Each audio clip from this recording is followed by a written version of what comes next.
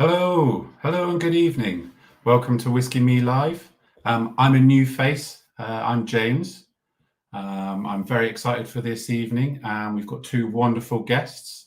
Hopefully you've got your whiskies next to you. I've got mine. So we're all ready. So I'm the manager of the Exeter store of the Whisky Shop. So any of you in the Southwest may have already seen me. But this is my first time hosting Whisky Me Live, so it should be fun. Tad nervous, but I'm here to be on your side as we talk to these guests that we've got lined up. Also, hello to all of you that are watching us on catch up. I hope you can find something that you find interesting this evening. Got a pretty impressive collection of whiskey behind me and some books and board games.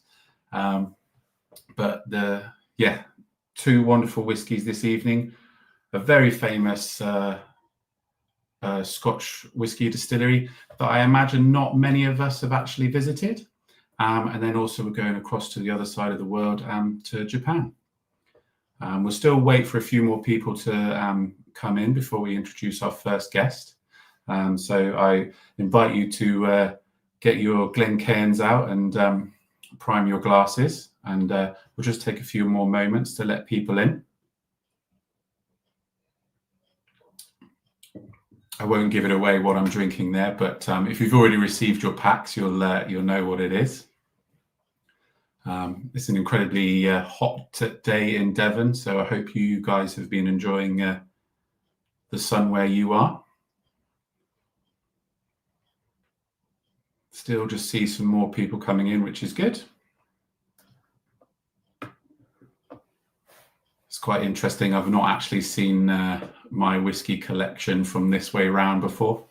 Hopefully you guys can spot some quite famous distilleries there. Be interesting to see if any of them are your favorites as well.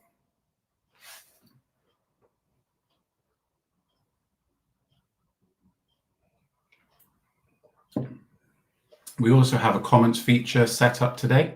So if you do have any questions for our guests, please put them in the comments section, and then hopefully we can pop them up and ask them. Gosh, this first one is delicious. Although I guess I have to say that, don't I? Good to see so many of you coming in, which is great.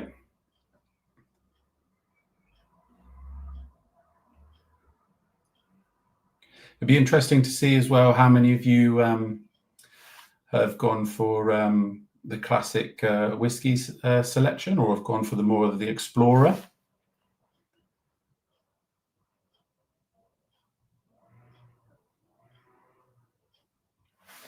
I'll just go.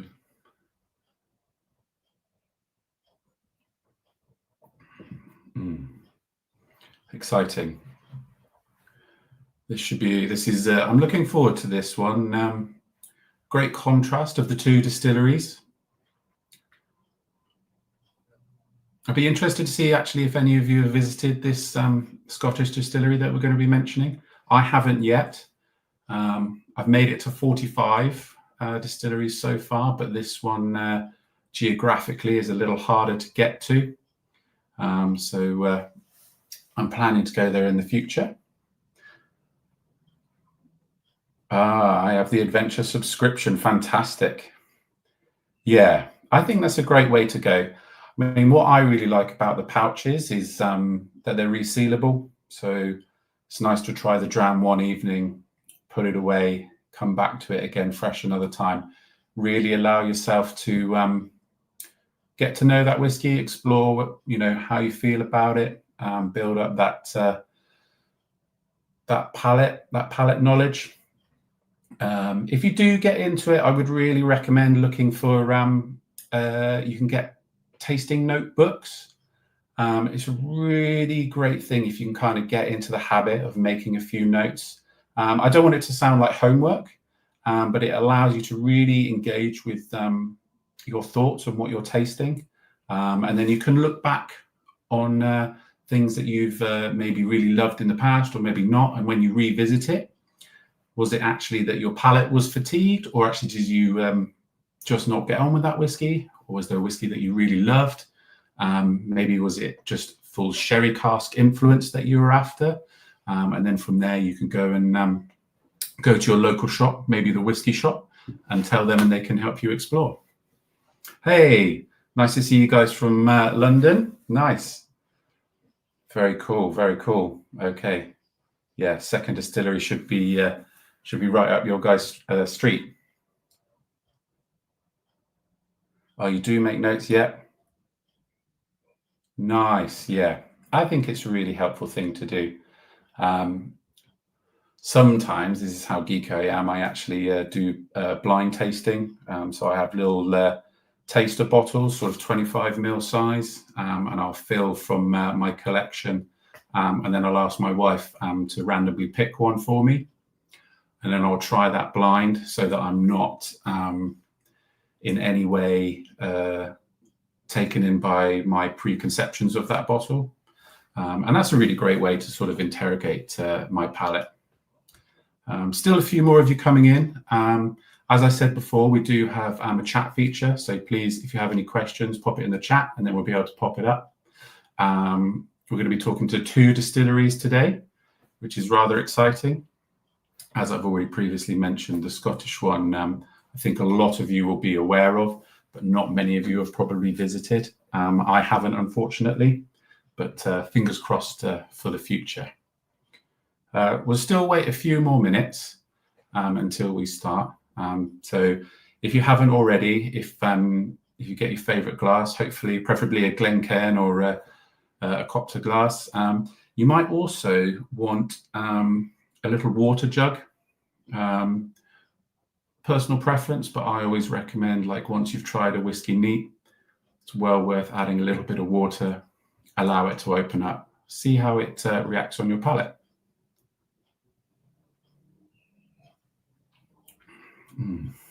Try not to drink mine too much, all until we get our first guest on.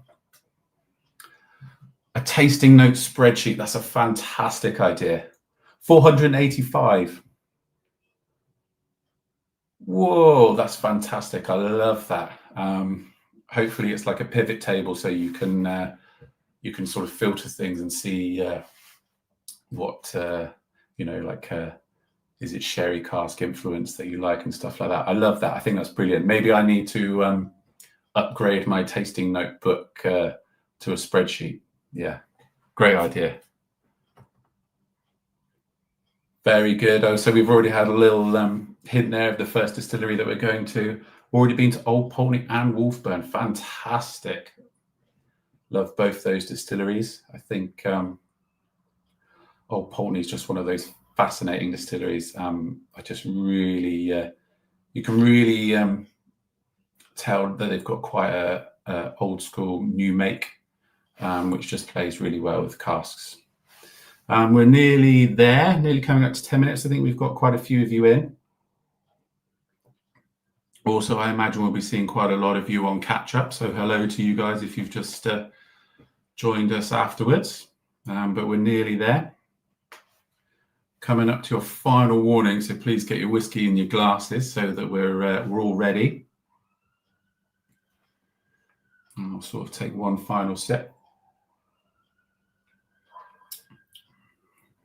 And I'll just do one final shout out for our socials. So you can find us on Instagram and all the other places. We really want to try and build a community here. So if you don't put a comment in this evening, that's totally fine.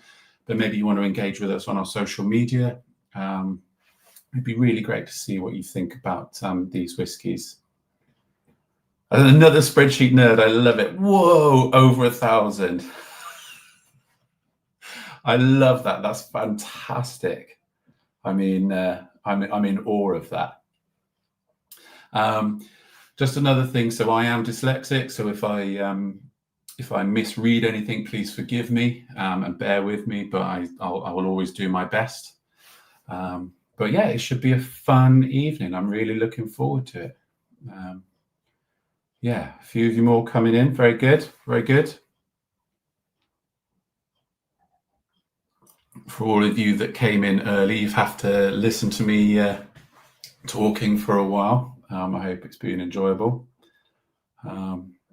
Like I said at the beginning of the show, it's been a wonderfully, fabulously hot day in Devon.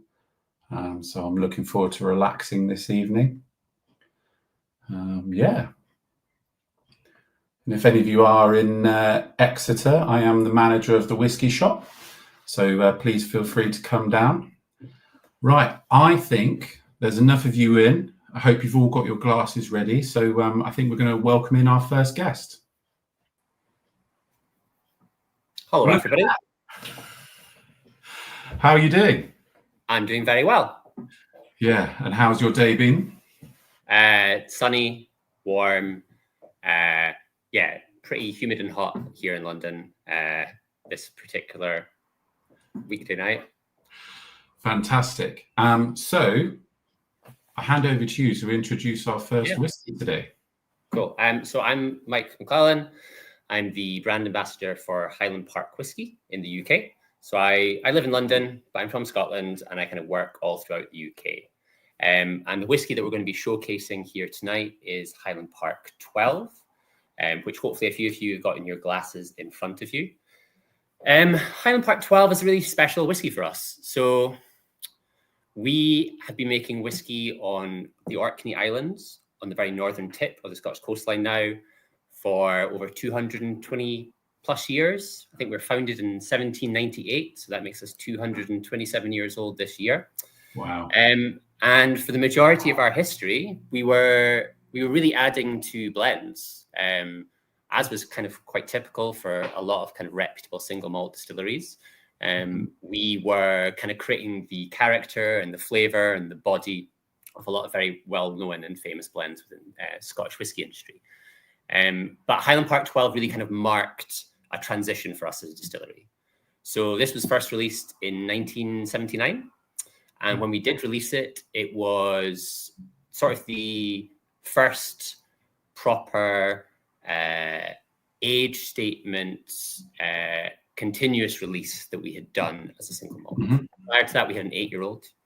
But at the time, we still didn't have a 15 or 18 or even our 25, which are very much staples of the distillery these days. So it kind of set the tone. It kind of set what the character of Highland Park single malt would be going forward from there. And what you have, and what I think is really sort of indicative and kind of iconic about Highland Park whiskey, is you have a very, very lightly peated malt. Mm-hmm. Typically, it comes off the stills at less than 3 ppm. So if you consider Lafroig to be up in sort of 50 ppm territory, if your Octomores are up 125 plus, we are right down the other end.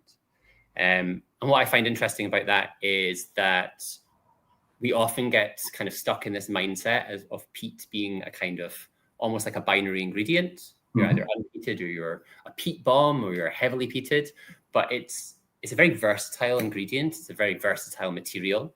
You can do a lot with that process and create a lot of different textures and aromas and flavors within your whiskey. So what I think Highland Park is really interesting about Highland Park is we do have peat, but it is almost like a supporting character. It's almost like part of the foundation. It allows for a lot of fruitiness and a lot of sweetness and a lot of richness to come through, while still being kind of a consistent kind of through line for all of our expressions. So you have that kind of lightly peated character. Secondly, we are predominantly a sherry cask matured whiskey. So we are part of the Edrington Group. We are sort of little sister to the Glenrothes distillery and to a little known whiskey called the Macallan. And what this means is we are quite a small distillery. We have 4 stills. I think Macallan has 36 stills. We can make at a push maybe 2 million litres of spirit per year. But we benefit hugely in that we kind of gain all the same resources in Jerez that the Macallan does. So we use predominantly sherry seasoned casks from the south of Spain. Those will be made from a mixture of European oak and American oak, all produced, aged, and seasoned down in the south of Spain, and then they are brought up to Orkney to mature our lovely new make spirit. So it's the kind of combination of this like lightly peated Orcadian new make and this kind of quite rich and quite sweet and quite spice forward and very, very accommodating and friendly kind of sherry cask character that makes Highland Park. And thirdly, I think the real thing about Highland Park is where we're from. So like you were saying before, I'm sure it's a whiskey that a lot of you have heard of, but probably very few people have actually been there. And I think that that's kind of the thing I come back to again and again. And as an ambassador for the brand and an advocate for the brand, and someone who has been there and has visited the Orkney Islands, that is always what I come back to. So we're not Speyside, we're not an Isla. I think Speyside has maybe, I don't know, at this point about 60 distilleries maybe within that region. Isla's looking at 10 now. These are like real hubs of whiskey production, and they've got a history going, centuries back. And that's amazing that you've got this amazing concentration of distilleries, particularly if you want to go visit them and taste stuff right there on the soil in which they're made. But we sit a little bit further apart. So we're the northernmost single malt distillery in all of Scotland. For now, there is production happening on Shetland and stuff that crown will eventually fall. Yeah. But we've been there for 200 plus years. And whereas Orkney might have once had its own little kind of cottage industry of distilleries back kind of pre-1820s, pre-Excise Act, now there's only two. One is us, one is Scapa. And we've got a really deep connection with the land there. Orkney's not just one island, it's 70 different islands. So it's an archipelago, which is just a fancy name for a cluster of islands. It's got about 20,000 people that live across those different islands. And it's really got its own kind of insular identity. People from Orkney, well, when they talk about the mainland, what they mean is the biggest island in Orkney. They don't mean the mainland of Scotland. Everything beneath that is just the south. So I'm from Aberdeen, and when I go there, they're like, Mike's a southerner. So it has its kind of own kind of unique cultural identity. It's got some of the most beautiful landscapes you'll ever see. You're right there between the North Sea and the North Atlantic. So it's got these unyielding winds. It can be quite forbidding and quite intense and very wild. But these beautiful seascapes and vistas. And ultimately that all feeds down into the flavors of the spirit itself. So I have in my glass here the Highland Park 12. So like I said, we've got a partially peated spirit. What that means is we actually malt and peat 20% of the barley ourselves. So 20% of that barley will be unpeated. It will come from a malt supplier, Simpson's, down in Berwick. But the other 20% is actually malted on our own malting floors in the distillery and peated using peat that is harvested entirely from an area in Orkney called Hobbister Moor. So it's 7 miles from the front gates of our distillery. If you wanted to walk the peat back. So that kind of aspect is one of the kind of many ways we've kept quite a lot of the traditional practices alive. So it would just be interesting to let people know that when we're talking about peat, not all peat is created equal. That's right, isn't it, Mike? So you can have peat from, say, Islay, which has a lot of sea spray on it, seashells and seaweed in it, compared to, say, a Highland peat, which will be a lot drier and will have sort of like more burnt wood notes. So let's be a little bit geeky. Could you tell us more about the peat that you guys have? Yeah, of course. So peat is essentially made from decayed vegetation. It's mulch. It is the flora and plant matter that grows in a certain region in the right environment, something that's wet and acidic, essentially. It will break down, and as it's partially decomposed over not 1 year, not 10 years, but thousands of years, you get this really dense, carbon-rich. It's almost like a clay. If anyone's ever been to peat bogs, and it's still very fresh, you get your boot stuck in it. It's very, very thick and viscous. And because it's made from different plant matter, depending where you harvest it, there'll be slightly different organic makeups. And this will result in slightly different aromas, different flavors. We talk about phenolic content in whiskies, ppm, levels of smokiness, but they're actually a spectrum of phenols. It's not just one compound. There is a range of different phenols, and they exist in different concentrations in different peat deposits. So whereas Islay might have more of these kind of acidic, almost medicinal notes, which incidentally is what kind of makes Islay whiskey so great. Our peat tends to be a little bit more earthy, and maybe even, I wouldn't go so far as to say floral, but certainly earthier. And the end result creates a kind of slightly sweeter, gentler style of smoke. That combined with the fact that we're only peating 20% of the barley, you'll be able to taste in this dram, for anyone that has one in front of you. It's very light. It doesn't have any of that kind of ashiness that you might associate with kind of heavily peated whiskies. It really is an undercurrent that is kind of playing with some of the sweetness and some of the fruitiness. And I think that's what's so good about it. Like the analogy I always use is you have salty foods, chips, crisps, whatever. We know what salty food is. And you have food with salt in it, where that's maybe not the first thing that strikes you, but it's creating the balance. It's lifting up other components of the whiskey.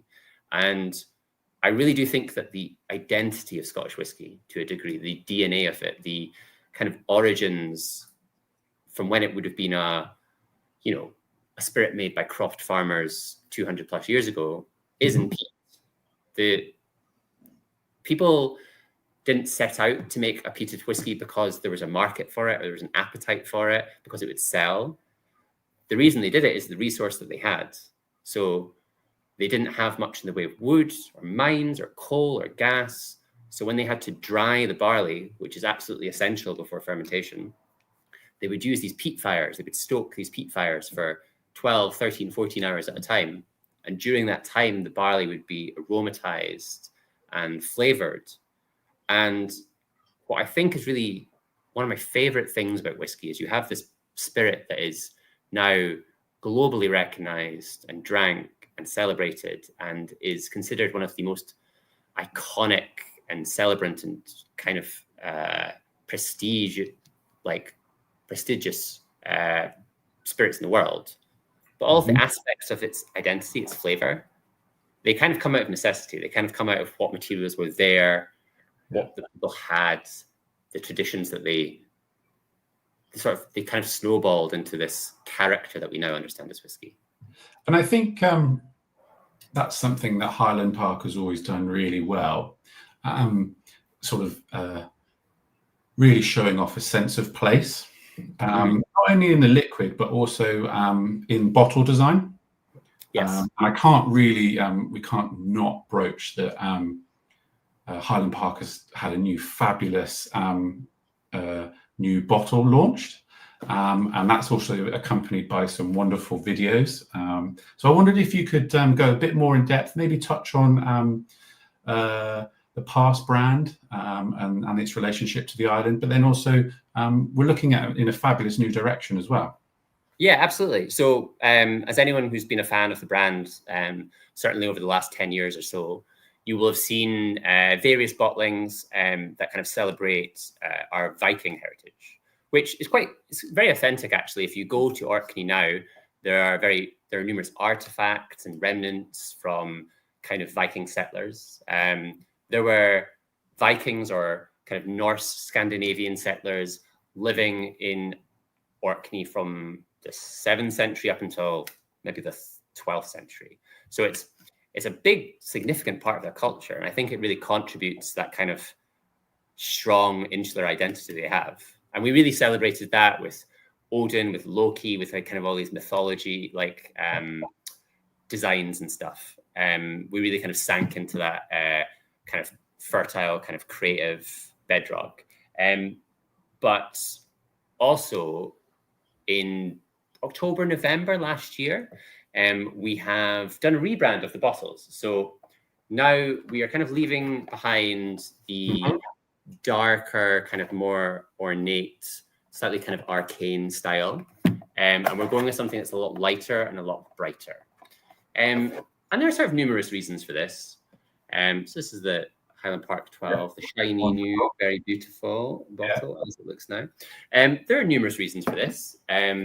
One is certainly, I think, single malt's at an interesting sort of junction where whiskey is big and there's such a diverse range of whiskies out there, but it is still very much the drink of a slightly older generation. And so, as someone who lives in the UK and works kind of on the ground floor of the spirits industry, like talking to everyday drinkers, to bars, to restaurants, to hotels, and we have 150 distilleries on our front door plus now, more than that, and whiskey is still sort of a bit of a known land for a lot of people. So I think we really wanted to bridge that gap. We really want to get the next generation interested in whiskey and what we have to offer. And I think that kind of Viking messaging was a little bit restrictive, was a little bit limiting. I think people come in with a preconception as to what that whiskey is going to taste like. Maybe it's not for them. Maybe it's, let's face it, probably for like a slightly older gent. But also we want to talk a lot about Orkney as it is now and not as it was. We've celebrated our past, we celebrated our heritage, but now we kind of want to shout about Orkney as a place to visit now, because as you said, it still remains a kind of slightly undiscovered region of Scotland. It has this rich history. It's got lots of amazing Neolithic remains and ruins. It's got beautiful coastlines and wildlife. It's got an amazing culture of people. So I think it's really important to talk about that now. So we're much more tapped in now to the landscape, to the nature. The main kind of little design flourish on these bottles is we now have this kind of like little flecks of lilac running through everything. And that's a little reference to the heather, which is essentially what grows across Orkney. And that is what kind of makes our peat have the particular flavors and composition that it does. So that's a huge part of that. Yeah. And they do look fabulous. They're wonderful bottles. Yeah. And I think it's people are particularly when you kind of gravitate towards a distillery, I think there's always like the impulse within you, like, don't change anything. I love your whiskey as it is now. But none of the liquid has changed. It's still the same ABV. It's the same process. It's the same peat.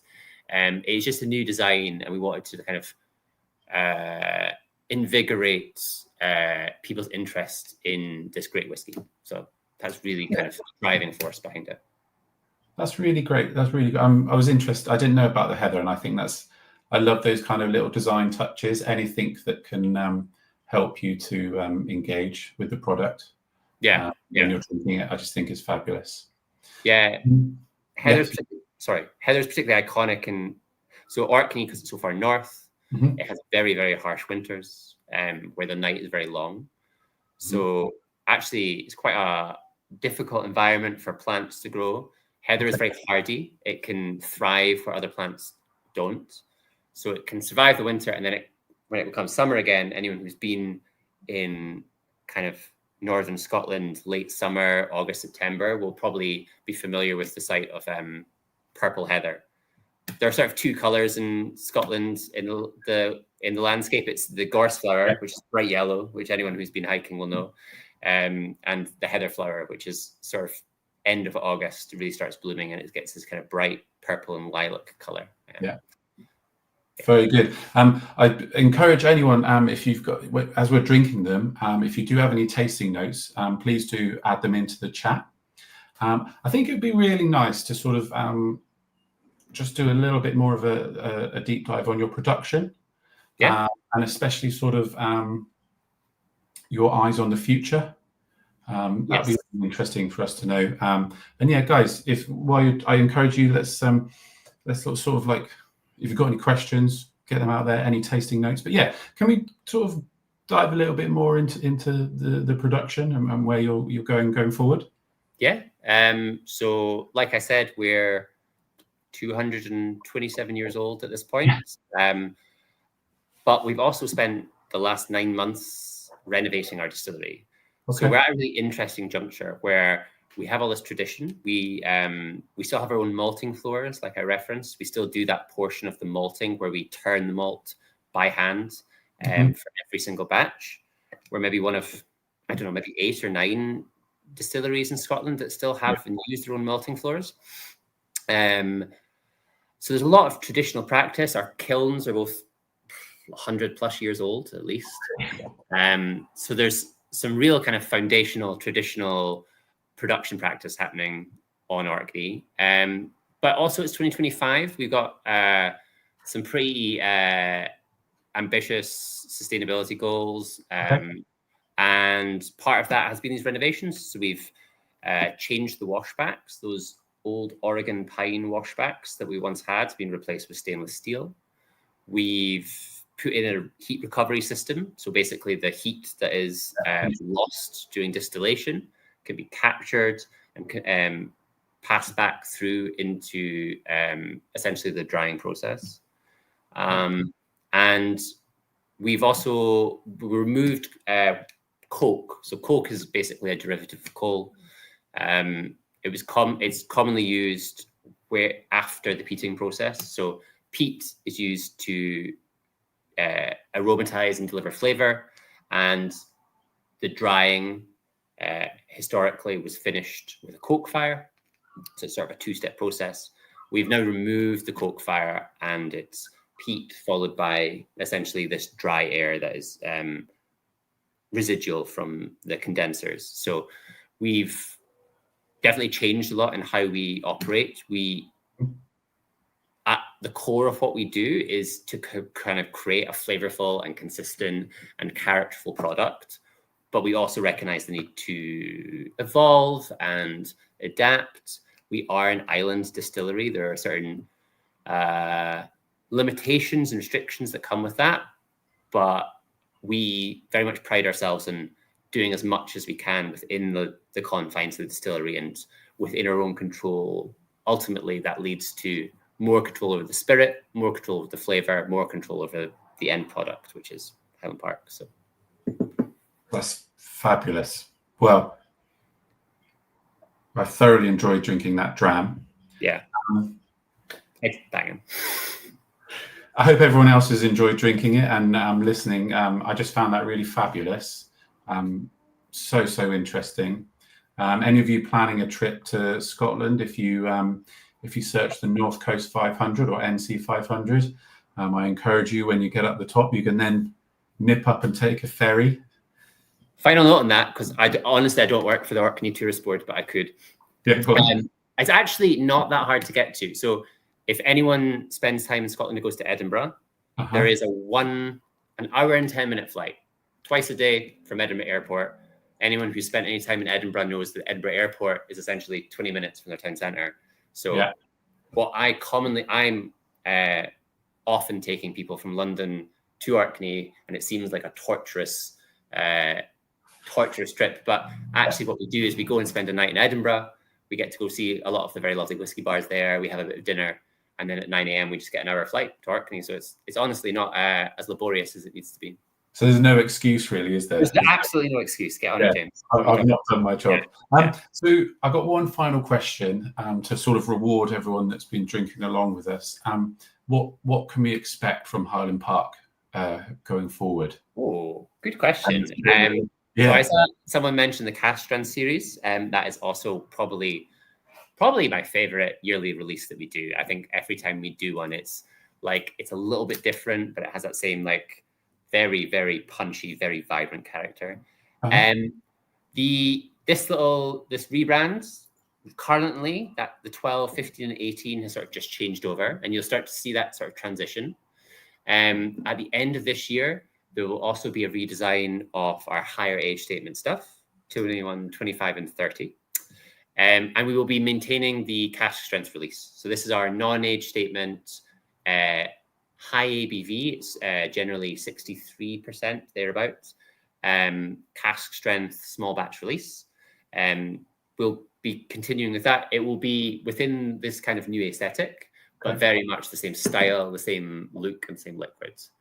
We've also got a really cool little release, which I can't speak to just yet. In the last quarter of this year, we'll be doing essentially a collaboration whiskey. So inspired by another person and someone's interpretation of whiskey. So we'll be doing some collaborative stuff later. We'll be continuing to do our cask strength releases, and you can expect to see some of those higher age statements, new bottlings start to kind of pop up right at the end this year, beginning of next. So that should be really good. Sounds fabulous. Sounds fabulous. Is there anything else? Any parting words? I've absolutely thoroughly enjoyed this. I mean, it's a distillery that I find very easy to recommend. Yeah, absolutely. I think if you've enjoyed the 12, check out the 15 and 18. I mean, this, like I said, was kind of the foundation of that, and there is that kind of DNA throughout all three releases. But there's slight differences in cask type, wood type, ABV, in the final kind of blend and vatting that really kind of bring out different aspects in the spirit. So you do get very different personalities or very different branches from the same tree, I guess would be the best way to say it. So yeah, if you enjoy this, definitely check out those older age statements. That cask strength release, I'm assuming you guys are probably all based on some of those spreadsheets I was hearing about, fairly experienced whiskey drinkers. I find that cask strength, that non-age statement, is a different beast. I think it's a really good example of what our distillery can produce. Oh, great. And so you'll be sticking around. We'll come and chat to you later on.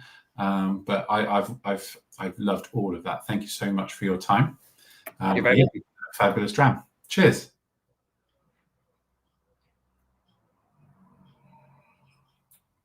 Well, I hope you all enjoyed that. Please keep the comments coming. And also, if you are watching this after the live stream, please feel free to put any questions and we'll do our best to get back to you. I know what it's like. Sometimes you're enjoying a live stream and then later on, suddenly you wish you'd ask something. So yeah, don't be afraid to come back and put it in the comments. Yeah, so soon we're about to introduce our next guest. So hopefully you've all got your glasses ready.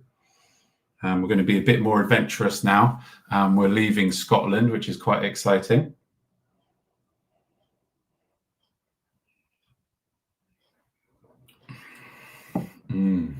Very, very interesting. So we'll just give it a couple more minutes.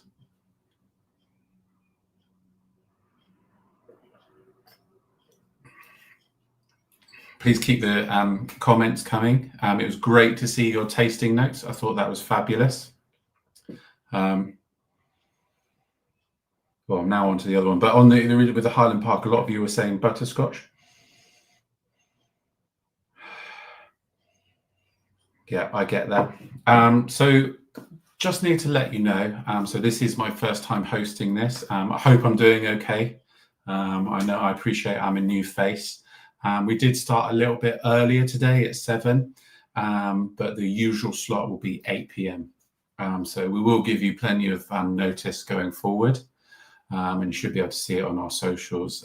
So yeah, it was a little bit earlier today, but usual time will be 8 p.m. Very, very interesting nose on this second whiskey.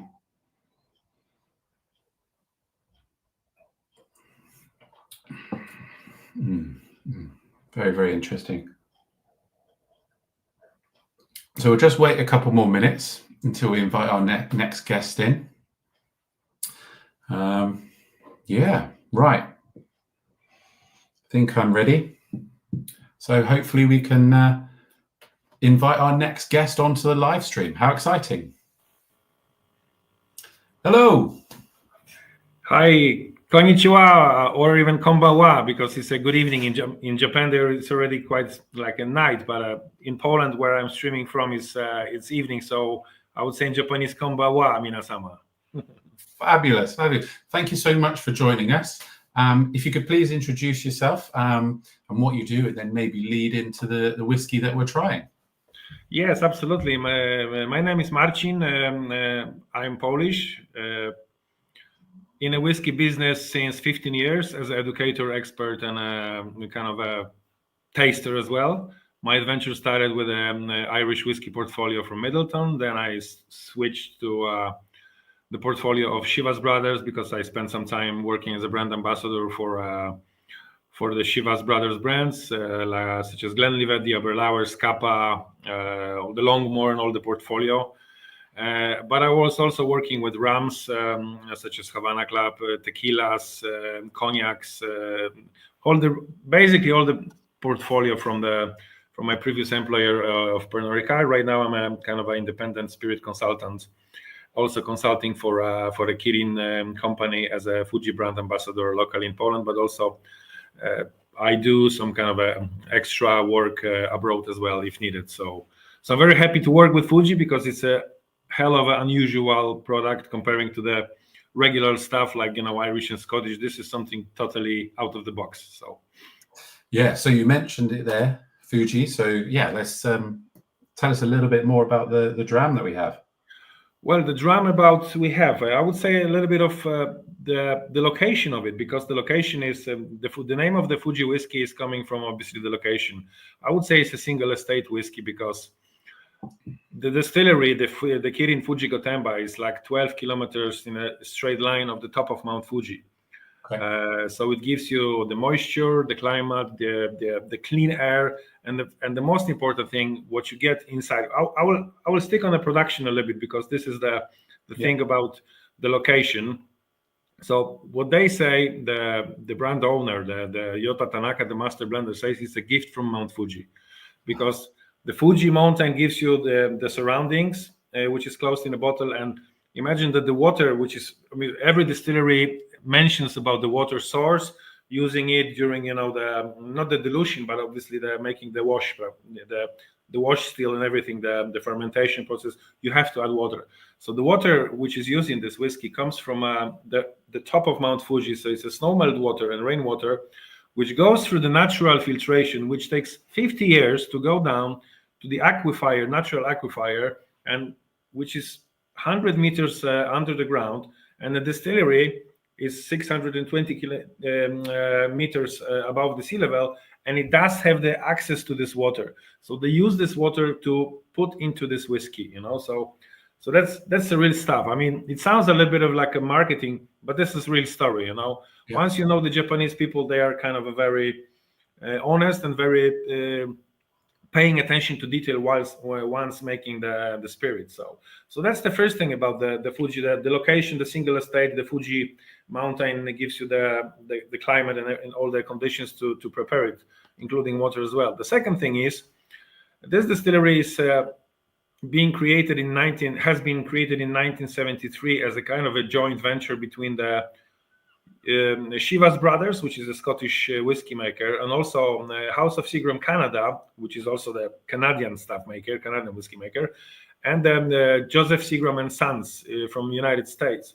So imagine that Ichiro Ogino, the first master blender who was working in a Kirin company as a brewer, as a master brewer, he went to Scotland, he went to Canada, and he went to States to learn how to make these three styles of whiskey, because as you know, the Japanese whiskey is based on a Scottish model. Masataka Taketsuru he visited distilleries, he came back, then he was hired by the Shinjiro Tori and all this history.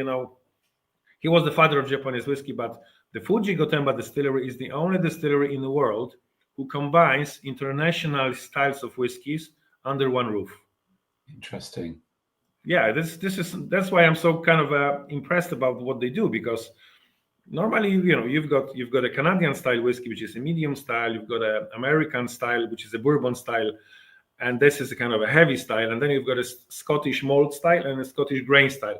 This is about the creating the single blended whiskey, which we don't have today. Here we have the single malt, which is a classic pure estery and fruity malt from the Fuji Gotemba distillery, but that's the message behind it as well. Clean estery, fruity, floral. This is all about the Fuji whiskies. They're very clean. There is no heaviness. There is no this essential pittiness or something like this. You get the fruity, floral kind of notes about the Fuji whiskey. So that's what it is, Yeah, and I think these kind of whiskies are just fabulous for this time of year. Yeah, they're very fresh. They're very, very clean.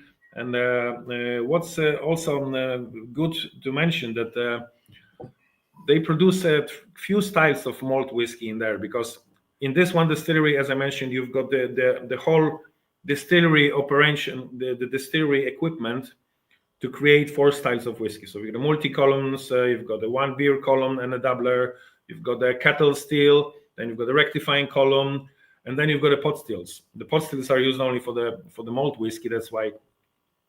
But still, you've got a classic Miyake pot stills, which are 25,000 liter beasts. They're big, but they're kind of based on a similar shape to the Strathyla distillery based in Keith, which gives the heart for the Chivas Regal. So it's kind of a oily, essential, and very fruity malt whiskey. 2 kinds of fermentation tanks: the stainless steel and a Oregon pine, Douglas wort, which is basically the same. But the clean and fruity style comes from the stainless steel tanks. So they're using the stainless steel tanks for the fermentation process.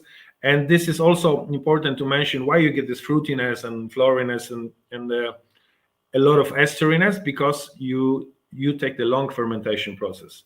So it's like about 92 hours of fermentation, which gives you obviously the more esters during the fermentation. Because what you've got is fusel oils, you've got the methanol, you've got esters, you've got fatty acids. That's what it is.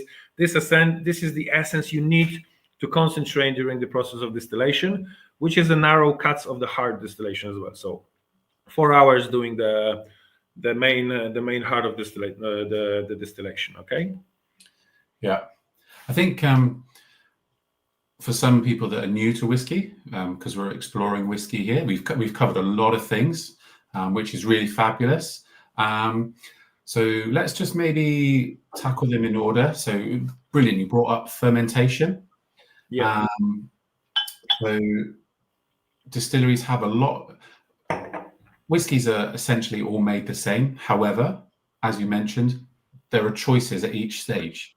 Could we just go over the fermentation again? So a very long fermentation, you were saying, that's going to allow certain taste to develop that wouldn't occur if it was a very short fermentation. I wanted to some words on that. Yeah, because once you're fermenting slow, you've got this yeast, to work with all the sugars, created during the mash, during the mash bill, and that's the first thing. And then there's also the kind of a presence of the lactic bacteria, which is kind of experimental stuff used by the master blender Jota Tanaka and his team as well. So as I'm not making this whiskey, so I don't have the specific kind of knowledge about this, how it looks like, but the fermentation is along, which gives you the really kind of estery, fruity kind of combination and floral. Also, this lactic bacteria allows you to develop more flavors, and this is the main thing, more flavors, more deepiness, more fruitiness, more cleanliness, which is actually very pleasant to enjoy and do the proper tasting, And I think you can pull that out from this whiskey. Absolutely, yeah. You just and the most important, which is 60, 70, even maybe more % of the flavor, it's the wood, right? So what's the barrels are used for the Fuji? It's only American oak in this case. So we've got a new American oak, which is charred, obviously. Then we've got ex-bourbon, refill bourbon, plus extra finish selective. I would say I don't know exactly what is the percentage of the distillate. Which is going to be finished we have an IPA barrel, because the Kirin, as a big beer producer, has plenty of beer barrels, but it's a bourbon barrel which has which was holding the IPA, Irish Pale Ale beer, which gives you this kind of a green hope, kind of a beery notes as well, which you might find there. And also there is a selective finish in a red wine barrels. That would be the French Merlot from the Merchant Company, which is just on the other side of the mountain. So you've got a kind of a very multi-layered combination of flavor coming from this whiskey, And once you give it a note, I mean, it's not at the first nose, maybe not even at the second, but after this whiskey spends quite a long time in the glass, when you smell it, it's like you open the fermentation tank and you smell the raw beer, and this is all combined, like for example, it's a lot of ripped yellow fruits, like ripped apple. You've got a pineapple, some combination of the tropical fruits, white peach, which is a Japanese peach, quite big and white. I haven't tried it, but when Yota Master Blender says, it's like, oh, it's so juicy, it's so nice. So this is what they actually can describe as a tasting notes. And then you get a creme brulee, you've got some kind of a creamy note, also kind of maybe a yeast cake, you know what I mean? You've got this kind of a yeasty kind of the malty flavor as well inside. Yeah, really fabulous. I find it so interesting. It's quite the juice. It's quite juicy malt. You know what I mean? It's not about the age statement. There is no age statement here. As we know by the Japanese law, it has to be minimum of 3 years old. Yeah. And the regulations came up in 2021. So we do finally have the picture of how the Japanese whiskey should be made. But this is only like a kind of regulated by Japanese Spirits and Liquors Makers Association. So it's not by government, just by this specific kind of organization. Yeah. So just anyone that might have not come across that before, obviously with Scotch whiskey, there are regulations put in place to ensure the quality of the product, and also to allow the consumer to know they're buying whiskey. And as other countries developed, everyone sort of steamed ahead and maybe had different definitions, which is fine. But when it comes to trade, it can get a bit confusing when one country is calling something whiskey and another one exactly not. And finally it's kind of wrapped up right now, and just it's very similar regulation to the actually Scottish and Irish whiskey. The only difference is between Scotland and Japanese makers can actually use the other type of wood like Irish as well. Irish can use not only oak, they can play with the other wood. Same with the Japanese whiskey making. So and what I have to add, which is kind of an achievement as well, as you might know, that the Fuji, except of the very nice and fruity single malt, has also the single blended and a single grain in the portfolio. Okay. And the single blended is a kind of is the first whiskey, Japanese whiskey in the world, who claims to be named single blended. Interesting. Yes. When I saw it last year, I was like, single blended? Yeah. What's single blended? But then you just come up with, okay, single means single distillery. So we say, okay, so everything is made in single distillery. But then once you go deeper in a way of how is it made, you get this 4 different styles of whiskeys: Scottish malt, Scottish grain, Canadian grain, and American bourbon style grain as well. So this is what gives you this uniqueness of this distillery, Yeah, I think everything that you've touched on just shows how exciting the whiskey world is. It is. Believe me, I've been working for 15 years in the whiskey business, and this is something amazing for me, and really very much awarded on the nose as well. Master blender Jota says, this whiskey brings joy to your life. I just think sort of maturation knowledge is just so high at the moment. I think you touched on just so many of the barrels that you guys have at your disposal, and it can clearly create something so wonderful. Citrusy notes as well. You got this freshness, kind of once you combine this beer notes. If you just tell me, James, if you can pick up some maybe notes coming from a red wine as well. Some kind of a red fruits coming from the Merlot. Yeah, I think a bit of coconut as well, from the bourbon barrel, definitely. And also, what is important, I also, or like maybe a month ago, I had an online meeting with our master blender, and I asked, because people asking me why there's no age statement, when is it planned to happen? And there's a plan, for the age statement as well. But what's the most important during the making of the Fuji whiskeys? It's not the age statement. It's a maturation peak when the whiskey achieves the top maximum peak of maturation, and then you take it out from the barrel. You know what I mean? Yeah. So this is what's kind of the priority, And the warehouse, it's like a 10-store building with a 23 racks. Like it's a very open space area. It's a big one, and you've got the very nice air circulation, so you don't need to rotate the barrels from the top to the bottom. You know what I mean? Yeah. So they kind of aging kind of equally, as well. So yeah, I have to say, so we did see like a big explosion of red wine finished whiskies, quite dominant red wine. But what I'm enjoying is spicy as well. It's 46%. Yeah, I'm enjoying whiskies like this that are actually using red wine casks sort of to layer up rather than to be prioritized with the red wine. Yeah, I know what you mean. This is just a touch, This is just to give it a little, just a little touch of this. So it's really real fruity, nice and pleasant malt to explore, And you have actually mentioned the range that you guys do. I think it's actually quite important to talk about, especially with Japanese whiskey, but the serving. You don't have to necessarily be trying this neat or with water. There are other ways that can actually make Japanese whiskey really shine.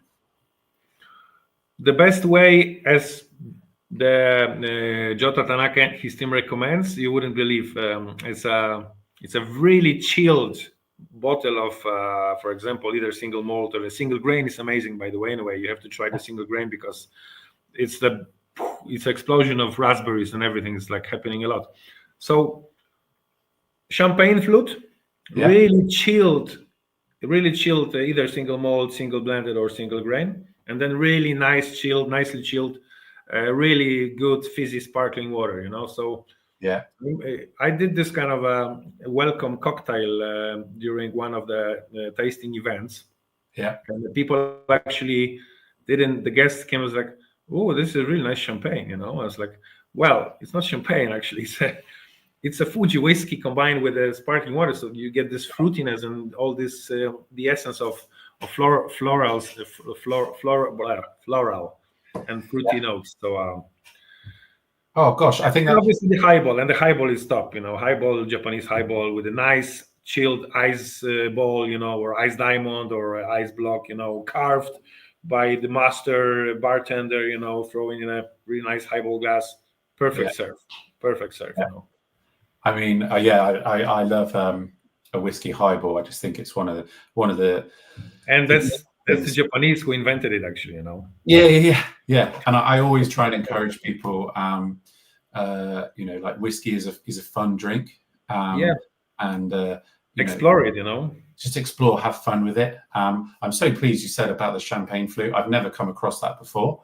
I'm going to try that probably tomorrow. But make sure everything is nicely chilled, and then you get a really good fizzy cold sparkling water as well. So So give it a try, and then just simply give it a zest of orange or zest of lemon, or put the raspberry on it, depending on what kind of Fuji whiskey you have, because they are kind of giving you the signals even on the label. Look, on the label, you've got like a gold yellow description. This is the single malt, and the special color says that this, we have the yellow fruits inside, yellow fruits on the nose as well. So and actually, so people are trying this tonight, but actually, if they did take the plunge and buy a full bottle, there is actually a little surprise at the bottom of the bottle, isn't there? Yeah, there is. Yeah, there's a little Mount Fuji in there.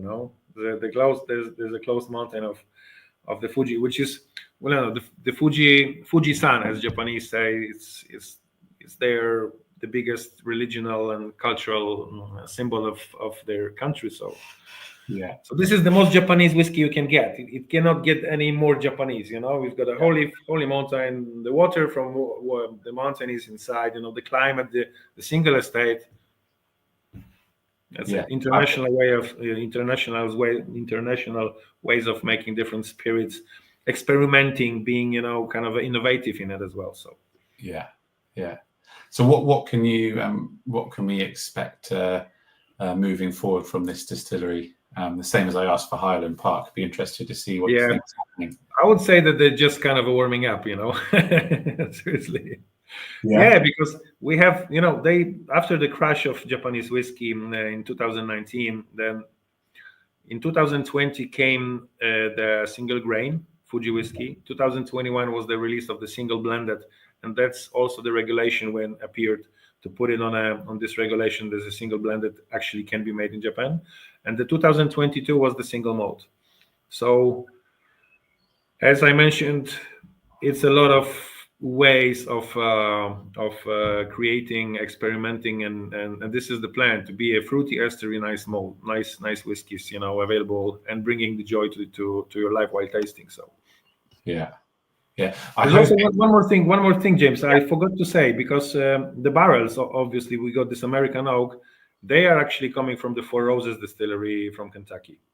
Oh, nice. Okay. Because of the collaboration before, the Yota Tanaka, the master blender, he was also the managing director of the Four Roses distillery for 7 years. Okay. So there is a kind of a nice, good cooperation between these two distilleries. And also the Four Roses has a fruity profile. So the barrels after the Four Roses is an excellent choice. It's not the barrels you buy from the different markets, which is cheaper. You choose only the barrels from the Four Roses distillery. Yeah. I love Yeah, it. exactly. There's a comment. Yeah, there's a comment. Yes, actually, that's perfect. I think it's fabulous. We all love Scotch whiskey, but in these sort of new world whiskeys like Japanese whiskies, there's so much freedom, and then that's so exciting. You've covered so many bases there, from fermentation time, the different types of stills, maturation, and even the way of enjoying it. And I just think it's so fun. I think it's wonderful. Yeah. And what do you think about the nose? What do you think about the smell, the nose, the taste? It's really, it's quite tannic. It's quite like a kind of a dry, but still gives you the nice finish of the fruits, of the bit of bourbon barrels as well. There is some kind of a beery notes there. Yeah, I think definitely the stone fruits. I really like the biscuity. There's like a biscuity element for me. I just think it's very, very rewarding. So any last words that you want to impart to all the people enjoying this whiskey, apart from they obviously need to add Japanese whiskey to their whiskey collection? Definitely, ladies and gentlemen who are watching us, please try to explore other Fuji whiskies as well, like a single grain, a single blended, because they're all different. There's one rule distillery, they're all different, and also just enjoy it. Let's hope they will bring joy to your life, as the Japanese say. Kando. Oh, wonderful, wonderful. Well, I think we're going to say hello to you in a minute, because we're going to do a little group chat to end on. But that was wonderful. Thank you so much. Arigato. Gosh, I found that so interesting. I hope you enjoyed that. I think probably I won't be the only person that's going to try and find one of the champagne flutes somewhere in the house and chill it down, and then chill some whiskey down and get a can of soda water and see what that's like. I hope you enjoyed the two whiskies. We're actually going to get both of our guests back on in a minute, and we'll just do a little summary, maybe chat about each other's whiskies. Please keep the comments coming. If you are watching on catch up, please leave a comment. Any questions, we'll try and get back to you. And then just another note, this was an earlier live stream, but the next one will be at 8 o'clock.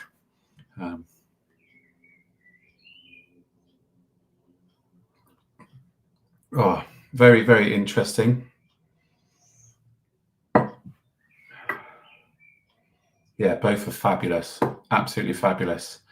I hope a lot of you have been able to have both whiskies in your glass. I do appreciate some of you might just have had one over the other.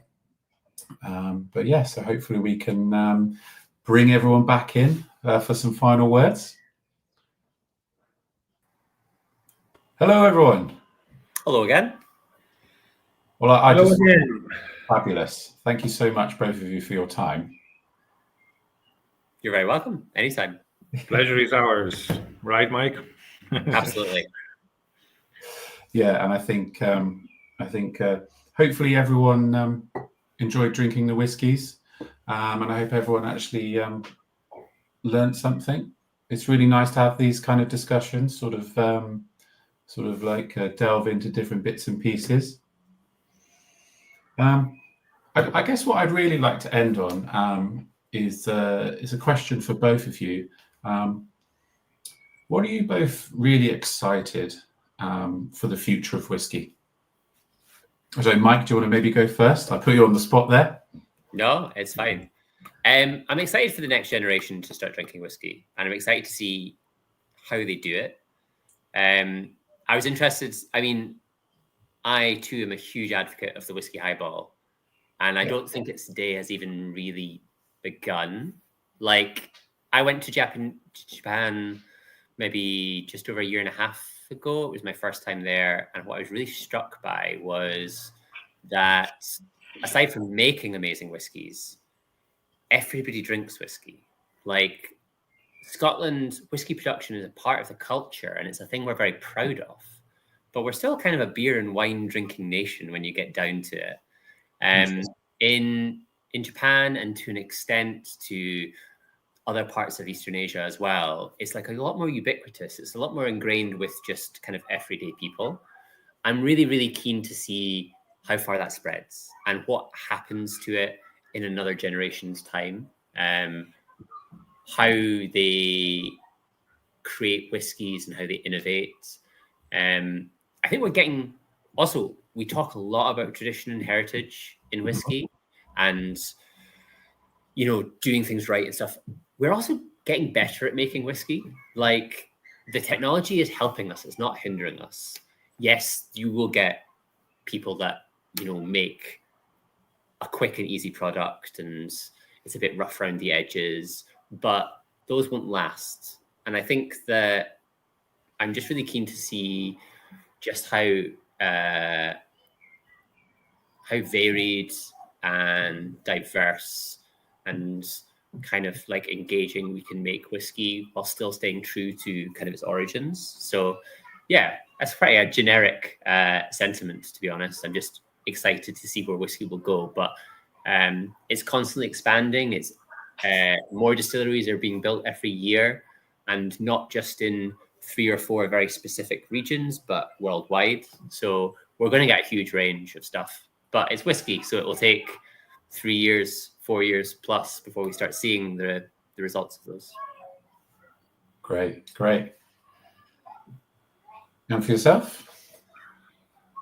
Well, as Mike said, actually, you know, we've got a variety of different countries which are producing whiskies, and speaking of even Scotland, 150 distilleries, which probably some of them haven't released the liquid yet because it's still in the barrels.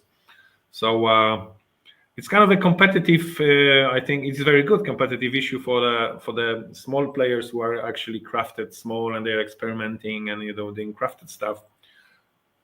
Facing, I mean, comparing to the big producers, big massive companies, you know, big molds who are actually have to be also innovative and also looking for some kind of a different experiments in the whiskey making, you know. So, like, for example, now you see there's a fashion for using different finishes of different barrels: tequila, Porto, Masala, Sauterne, whichever, you know, Pedro Jimenez, all the range of different sherries, all the different range of red wines as well. So this is something which is actually desirable for consumers. I personally really like also the molds which have, as you say, it's James, the touch of the wine, kind of the touch of finish of something which gives you the extra layerness of the flavor. So yeah, I mean, we are paid by the whiskey business, Mike, so let's hope it's going to grow constantly without any pause, without any breaks, and either Japanese or Scottish or American or Canadian is good. Excellent. I'm really happy that the category is not like slowing down. It's still going up. So yeah. I think we know it grows. It just, whiskey historically doesn't grow consistently. It goes in waves, and there are ebbs. But I think Scotland is constantly, like kind of keeping the level of, it's not going down apparently. That's what I think. But maybe you have other informations about how is the Scottish whiskey doing in the past 5 years. No, I mean, I think the market is pretty changeable, and you get distilleries opening and then closing, and opening and then closing, and that has been a kind of consistent hallmark of whiskey industry from since the war, essentially. So I don't think that the appetite for whiskey in general will dissipate. I think just the particular style or regions will kind of each have their moment, and absolutely, it will tip from one side of the scale to another. But I think there will always be an appetite for the liquid. I just hope that the young generation will appreciate the craft, the time, and all the the mystery about the whiskey making as well. So it was a very exciting time to get into whiskey. As we've touched today, there are things like the development of the process, be it heat capture and things like that, all the way to the knowledge, the maturation knowledge has never been better. I think. I would sort of say to our audience, like, don't be afraid of non-age statements, because there's some fabulous stuff to be had there. I've loved this evening. Thank you so much to both of you. It's been so interesting. I hope everyone's enjoyed it as well. And I will say again, please, if you've enjoyed this and then think, oh gosh, I wish I'd asked, something about Fuji or Highland Park, please put it in the comments, and hopefully we can get an answer for you. I hope you guys have had a fun tonight as well. Yeah, absolutely. Yeah, it was great. Absolutely, it was a pleasure. Yeah, wonderful. Yeah, thank you so much for your generosity this evening. I must confess, this is the first time I've done this, so I don't know how this is going to end. You did really well, my friend. Yeah, we're gonna have to do it again now. So yeah. I'm hoping at some point this will end, but I'll just keep talking until. No, it's just this forever now. Actually, yeah. We're just on this kind of loop. But let's see. I'm wondering if something's going to happen. Doesn't look like it, does it? I'm starting to panic slightly. I think we're good. Very good. All right. Well, I think. We're done. They cut the cord again.